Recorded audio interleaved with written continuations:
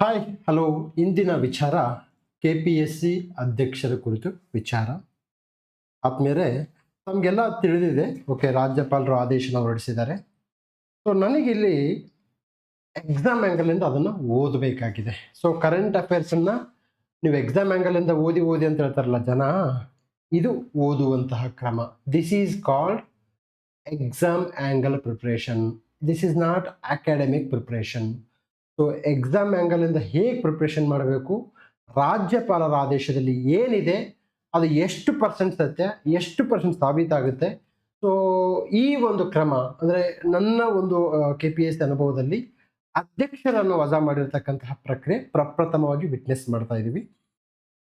So ಇದ್ರ ಬಗ್ಗೆ ರಾಜ್ಯಪಾಲರ ನಡೆ ಒಂದು ಸೂಕ್ತವಾದಂಥ ಒಂದು ವಿದ್ಯಾರ್ಥಿಗಳಿಗೆ ಒಂದು ನ್ಯಾಯವನ್ನು ಕೊಡ್ತಕ್ಕಂತಹ ಒಂದು ಕ್ರಮ ಆಗಿದೆ. ಇರಲಿ, ಈಗ ನಾವು ಆ ಒಂದು ಗವರ್ನರ್ ಅವರ ಒಂದು ಆದೇಶವನ್ನು ನೋಡೋಣ. ನೋಡಿ, every government order has to be read in a more serious way. They are going to use each and every word, okay, by applying their mind. Okay, ನೋಡಿ ಇಲ್ಲಿ, ಓಕೆ,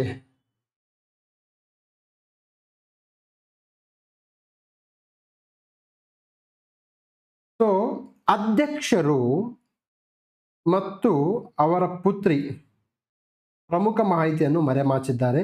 ಆಯೋಗದ ಮುಖ್ಯಸ್ಥರು ಆಡಳಿತಾತ್ಮಕ ಮೇಲ್ವಿಚಾರಣೆಯ ಕೊರತೆ ಅಥವಾ ಉದ್ದೇಶಪೂರ್ವಕ ನಿರ್ಲಕ್ಷ್ಯವಿಲ್ಲದೆ ಇಂತಹ ಕೃತ್ಯ ನಡೆಯಲು ಸಾಧ್ಯವಿಲ್ಲ ಎಂಬ ಅಂಶ ತಿಳಿದು ಬರುತ್ತದೆ. ಓಕೆ, ಹೇಳಿದ್ದಾರೆ. ಅಧ್ಯಕ್ಷರು ಸಲ್ಲಿಸಿದ ಆದಾಯ ಮತ್ತು ಆಸ್ತಿ ವಿವರಗಳು ಹಾಗೂ ಇನ್ನಿತರ ದಾಖಲೆ ಮತ್ತು ಸಂಗತಿಗಳು ಆಯೋಗದ ಅಧ್ಯಕ್ಷರ ಕಡೆಗೆ ಸ್ಪಷ್ಟವಾಗಿ ಬೊಟ್ಟು ಮಾಡುತ್ತವೆ.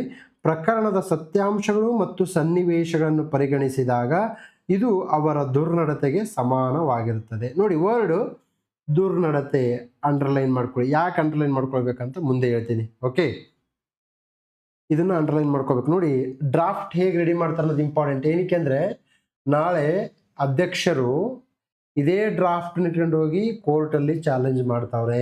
100% ಚಾಲೆಂಜ್ ಮಾಡ್ತಾರೆ. Okay, no doubt in that.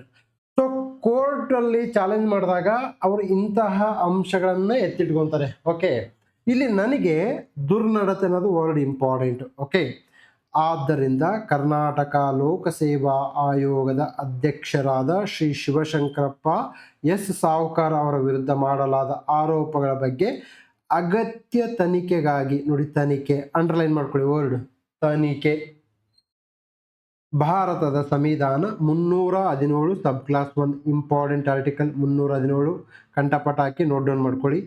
ವಿಧಿಯ ಅಡಿಯಲ್ಲಿ ಭಾರತದ ಸುಪ್ರೀಂ ಕೋರ್ಟ್ಗೆ ಉಲ್ಲೇಖಿಸಲು ಗೌರವಾನ್ವಿತ ರಾಜ್ಯಪಾಲರು ರಾಷ್ಟ್ರಪತಿಗಳಿಗೆ ಶಿಫಾರಸು ಮಾಡಿದ್ದಾರೆ, ಅಂದರೆ ರೆಕಮೆಂಡ್ ಮಾಡಿದ್ದಾರೆ. No, is not ordering the president, is recommending the president. ನೋಡಿ, ವರ್ಡ್ ಬಹಳ ಇಂಪಾರ್ಟೆಂಟ್. ಆದೇಶಿಸಿದ್ದಾರಲ್ಲ, ಶಿಫಾರಸು ಮಾಡಿದ್ದಾರೆ. ವರದಿ ಕೊಟ್ಟಿದ್ದಾರೆ, ಶಿಫಾರಸು ಮಾಡಿದ್ದಾರೆ. Okay, most important 317. ಓಕೆನಾ ಆತ್ಮೀಯರೇ, ನಿಮಗೆಲ್ಲ ಗೊತ್ತಿರ್ತಕ್ಕಂಥದ್ದು. ಈಗ ನೋಡಿ, ಯಾವುದನ್ನು ಓದಬೇಕು, ಯಾವುದನ್ನು ಓದಬಾರ್ದು. ಈಗ ಭಾಳಷ್ಟು ಜನ ಫುಲ್ ಫ್ಲೆಡ್ಜೆಡ್ ಕೋಚಿಂಗ್ ತೊಗೊಳಕ್ಕೆ ಹೋಗ್ತಾರೆ. ವಿಲೇಜ್ ಅಕೌಂಟೆಂಟ್ಗೆ, ತದನಂತರದಲ್ಲಿ PC ಗೆ, ತದನಂತರದಲ್ಲಿ ಕ್ರೈಸು ಸ್ಕೂಲ್ ಟೀಚರ್ಗೆ. It is not right time to take a coaching. It is a right time to take a guidance. Okay, ಯಾವುದು ಓದಬೇಕು, ಯಾವುದು ಓದಬಾರ್ದು ಅಂತೇಳಿ ತಿಳ್ಕೊಳ್ಳೋದು ಭಾಳ ಇಂಪಾರ್ಟೆಂಟು. ಈ ನಿಟ್ಟಿನಲ್ಲಿ ನಮ್ಮ 12th HYT ಬ್ಯಾಚ್ ನಾಡಿದ್ದಿಂದ ಆರಂಭ ಆಗುತ್ತೆ. 50% ಡಿಸ್ಕೌಂಟ್ ಇರುತ್ತೆ. ನೀವು ಈ ನಂಬರ್ಗೆ ಕಾಂಟ್ಯಾಕ್ಟ್ ಮಾಡ್ಬೋದು, 9620131843ಗೆ ಕಾಂಟ್ಯಾಕ್ಟ್ ಮಾಡ್ಬೋದು. ಮತ್ತು 15ನೇ ತಾರೀಕಿಂದ ಆಫ್ಲೈನ್ ಕ್ಲಾಸಸ್ ಆರಂಭ ಆಗುತ್ತೆ. ನಮ್ಮ offline classes coaching, guidance, test series, mentorship ಇವೆಲ್ಲವೂ ಸಹ ಇರುತ್ತೆ. ಇಲ್ಲಿ ನಾನು ಏನು ಎಕ್ಸ್ಪೆಕ್ಟ್ ಮಾಡ್ತೀನಿ, ಕೋಚಿಂಗ್ ಜಾಯ್ನ್ ಆಗೋರು ನಿಮ್ಮ ಬದ್ಧತೆ, ನಿಮ್ಮ ಇನ್ವಾಲ್ವ್ಮೆಂಟನ್ನು ಎಕ್ಸ್ಪೆಕ್ಟ್ ಮಾಡ್ತೀನಿ. ನಿಮ್ಮ ಇನ್ವಾಲ್ವ್ಮೆಂಟ್ ಇಲ್ಲದೆ, ನಿಮ್ಮ ಬದ್ಧತೆ ಇಲ್ಲದೆ 1 ಕೋಟಿ ಕೊಟ್ಟು ಕೋಚಿಂಗ್ ಜಾಯ್ನ್ ಆದರೂ ಸಹ ಹೆಲ್ಪ್ ಆಗಲ್ಲ. This is the fact.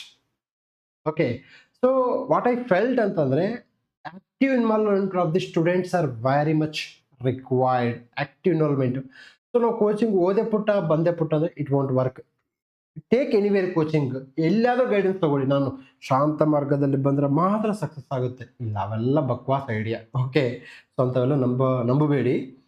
ಎಲ್ಲೇ ಆದ್ರೂ ಹೋದ್ರೂ ನಿಮ್ಮ ಇನ್ವಾಲ್ವ್ಮೆಂಟು, ಗುರು ಪ್ಲಸ್ ಗುರಿ ಮೋಸ್ಟ್ ಇಂಪಾರ್ಟೆಂಟು. ಓಕೆ, ಈಗ ಬನ್ನಿ ಮುಂದೆ ನೋಡೋಣ. ಸೊ ಇಷ್ಟೆಲ್ಲ ಮೆನ್ಷನ್ ಮಾಡಿದ್ರ ದುರ್ನಡತೆ 317. ಓಕೆ, ಇವೆಲ್ಲ ಗೊತ್ತಾಯಿತು.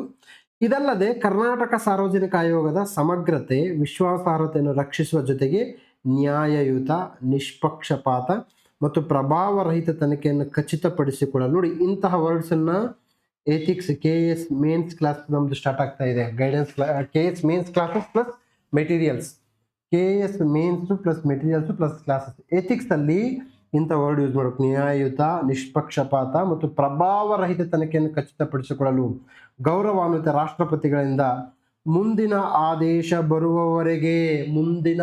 ಬರುವವರೆಗೂ ಗೌರವಾನ್ವಿತ ರಾಜ್ಯಪಾಲರು ಶ್ರೀ ಶಿವಶಂಕರಪ್ಪ ಸಾಹುಕಾರ್ ಇವರನ್ನು ಕರ್ನಾಟಕ ಲೋಕಸೇವಾ ಆಯೋಗದ ಅಧ್ಯಕ್ಷ ಹುದ್ದೆಯಿಂದ ತಕ್ಷಣದಿಂದ ಜಾರಿಗೆ ಬರುವಂತೆ ಅಮಾನತುಗೊಳಿಸಿದ್ದಾರೆ. ನೋಡಿ, ವರ್ಡ್ ಅಮಾನತುಗೊಳಿಸಿದ್ದಾರೆ, ಆದರೆ ವಜಾಗೊಳಿಸಿಲ್ಲ.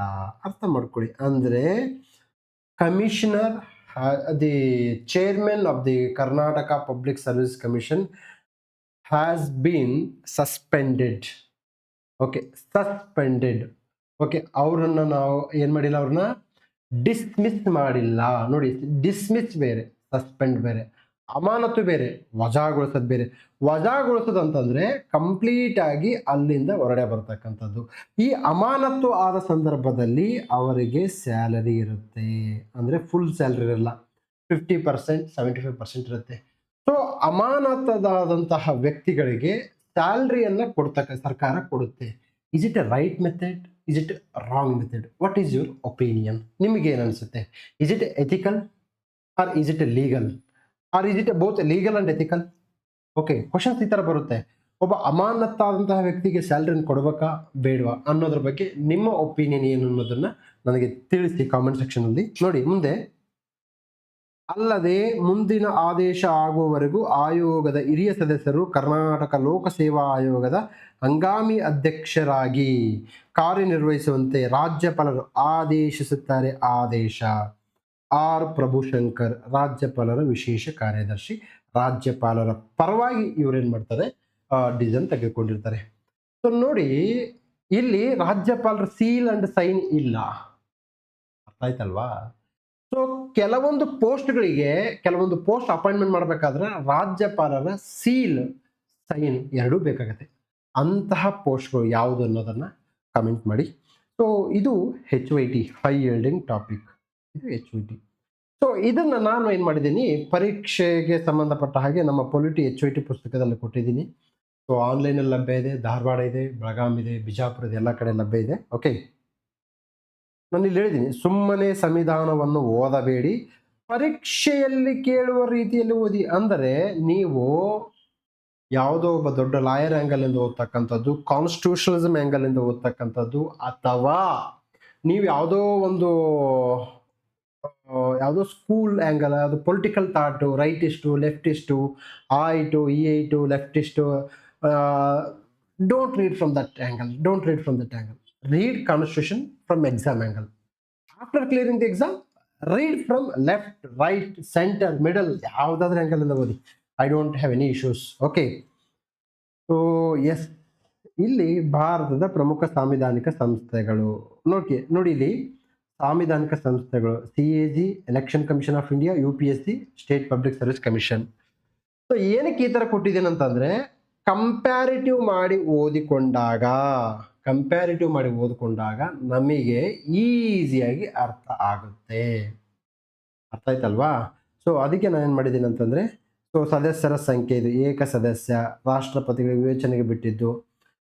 ನಮ್ಮಲ್ಲಿ state public service commission members ಎಷ್ಟು ಅಂತೇಳಿ ಮೆನ್ಷನ್ ಆಗಿಲ್ಲ, ಸಂವಿಧಾನದಲ್ಲಿ ನಿಗದಿಯಾಗಿಲ್ಲ, ರಾಜ್ಯಪಾಲರ ವಿವೇಚನೆಗೆ ಬಿಡಲಾಗಿದೆ. ಓಕೆ, ನೋಡಿ, ಎಲೆಕ್ಷನ್ ಕಮಿಷನರ್ಸ್ ಸಂಖ್ಯೆಯನ್ನು ಯಾರು ಡಿಸೈಡ್ ಮಾಡಬೇಕು ಅಂತ ಕೇಳಿದಾಗ ರಾಷ್ಟ್ರಪತಿಗಳು. ಆದರೆ ಆಪ್ಷನ್ಸ್ ಅಲ್ಲಿ ಸಂಸತ್ತು ಅಂತ ಕೊಟ್ಬಿಡ್ತಾನೆ, ಕೇಂದ್ರ ಸರ್ಕಾರ ಅಂತ ಕೊಡ್ತಾನೆ, ಸಂವಿಧಾನ ಅಂತ ಕೊಟ್ಬಿಡ್ತಾನೆ. ಸೊ ಅಲ್ಲ, ಪ್ರಸ್ತುತ 1+2 ಇದು UPSC 2017ರಲ್ಲಿ ಕೇಳಿದಾನೆ. So my polity HOIT book is clearly going to tell about in which year which concept appeared. Okay, ಇದರ ಇಂಗ್ಲಿಷ್ ವರ್ಷನ್ ರೆಡಿ ಆಗ್ತಿದೆ, you will get very soon. Okay, most important ನೋಡಿ, ಅರ್ಹತೆಗಳು C A ಜಾಗ ಸಂವಿಧಾನದಲ್ಲಿ ಎಲ್ಲಿಯೂ ನಿರ್ದಿಷ್ಟಪಡಿಸಿಲ್ಲ, election ಕಮಿಷನ್ಗೆ ಎಲ್ಲಿಯೂ ನಿರ್ದಿಷ್ಟಪಡಿಸಿಲ್ಲ, ಆದರೆ ಇಲ್ಲಿ ನಿಗದಿಪಡಿಸಿದ್ದಾರೆ. ಓಕೆ, ತದನಂತರದಲ್ಲಿ ಇದು 65, ಇದು 65, ಇದು 65, ಇದು 62. ಓಕೆ, ತದನಂತರದಲ್ಲಿ ಮರು ನೇಮಕಾತಿ ಆಯಿತು, ವಜಾಗೊಳಿಸುವ ಪ್ರಕ್ರಿಯೆ, ವೆರಿ ವೆರಿ ಇಂಪಾರ್ಟೆಂಟ್. ಇದು ಎಕ್ಸಾಮ್ಸ್ಗೆ ಬರ್ತಕ್ಕಂಥದ್ದು HOIT. ಓಕೆ, ನೋಡಿ, ರಾಜ್ಯಪಾಲರೇ ನೇಮಕ ಮಾಡುವುದು ರಾಜ್ಯಪಾಲರಾದರೂ ಇವರನ್ನು ಸಹ ರಾಷ್ಟ್ರಪತಿಗಳು ಮಾತ್ರವೇ ರಿಮೂವ್ ಮಾಡ್ತಕ್ಕಂಥದ್ದು. ಯಾವ ಆಯಾಮ? ದಿವಾಳಿತನ, ದೈಹಿಕ ಅಥವಾ ಮಾನಸಿಕ ದೌರ್ಬಲ್ಯ ಅಥವಾ ದುರ್ನಡತೆಗಾಗಿ. ನೋಡಿ, ವರ್ಡ್ ಬಂತು, ದುರ್ನಡತೆ. ನಾನು ಮೇಲೆ ಹೇಳಿದ್ದೆ ದುರ್ನಡತೆ, ಅಂಡರ್ಲೈನ್ ಮಾಡ್ಕೊಳ್ಳಿ ಅಂತೇಳಿ, ದುರ್ನಡತೆ. ಸೊ ಕಾನ್ಸ್ಟಿಟ್ಯೂಷನ್ ಕೊಟ್ಟಿದಲ್ವಾ ದುರ್ನಡತೆ.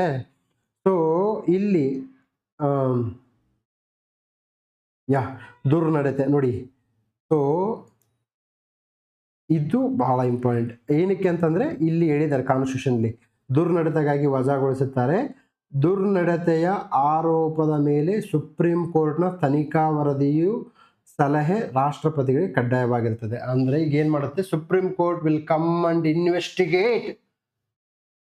ಓಕೆ, ಈ ಒಂದು ದುರ್ನಡತೆಯನ್ನ ಇನ್ವೆಸ್ಟಿಗೇಷನ್ ಮಾಡ್ತಕ್ಕಂಥದ್ದು ಯಾವುದು? Supreme court.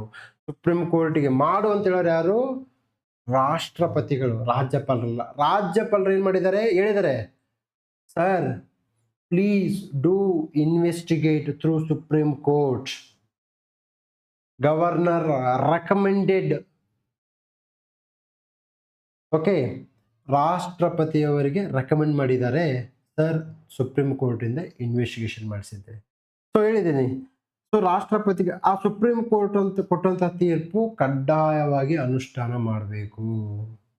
ಸೊ ಇದೇನಾಗುತ್ತೆ ಅಂತಂದ್ರೆ, ಈಗ ಅಮಾನತಿದ್ರೆ ಇವರೇ ರಾಜೀನಾಮೆ ಕೊಡಬಹುದು.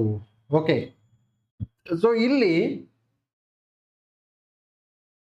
ಈ ಒಂದು ದುರ್ನಡತೆಗಾಗಿ ಮಾಡಿದಂತಹ ತನಿಖೆ ಸಾಬೀತಾದರೆ ಸುಪ್ರೀಂ ಕೋರ್ಟ್ ಹೇಳುತ್ತೆ ರಾಷ್ಟ್ರಪತಿಗೆ, honourable president, your excellency, please dismiss him ಅಂತ ಹೇಳಿದಾಗ, then president has to accept this. He cannot apply his mind. He don't have any discretionary power. She don't have any discretionary power. Okay, so this is a constitution. ಈಗ ಏನ್ ಮಾಡ್ಬೋದು ಅಂತಂದ್ರೆ, ಅಧ್ಯಕ್ಷರು KPSC ಮಾಜಿ ಅಧ್ಯಕ್ಷ ಏನ್ ಮಾಡ್ಬೋದು ಅಂದ್ರೆ, he will go and challenge in high court, sir how you are going to say this is a misbehavior or ದುರ್ನಡತೆ ಅಂತ ಹೇಗೆ ಪ್ರೂವ್ ಮಾಡ್ತೀರಾ? Because in constitution there is no explicit meaning of what is meaning of misbehaviour.